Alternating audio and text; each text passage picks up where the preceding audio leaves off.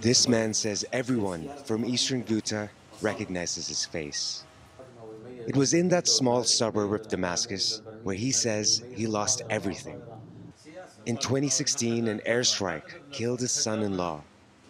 A year earlier, one of his sons and two brothers were whisked away and disappeared into the regime's prisons. The regime of Bashar al-Assad later sent him a notice saying his son was dead. He still doesn't know what happened to his brothers. After his house was destroyed last year, he moved to Northern Syria, forcibly displaced in his own country. In Syria, we have a saying, he says, "He who loses his home has lost everything." But he says that if the war ever ends, Syrians will fix their fractured country themselves, but on one condition. Syrians will not be able to do anything until Bashar al-Assad leaves.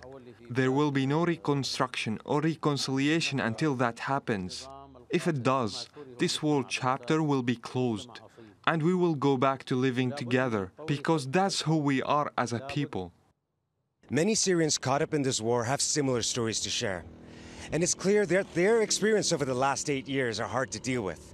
But at least now there are signs that all this fighting may be soon coming to an end. This woman was also forced to leave her home.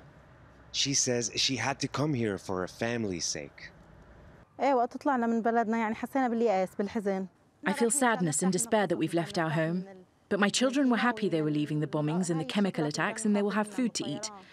I hope that soon Syrian women like me can raise their children well and teach them how to love each other and not hate. More than half of all Syrian people have been displaced. 6 million now live abroad as refugees, with about half now in Turkey.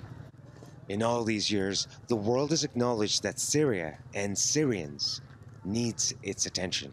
What's been given so far has not been enough. Rahul Radhakrishnan, TRT World, Northern Syria.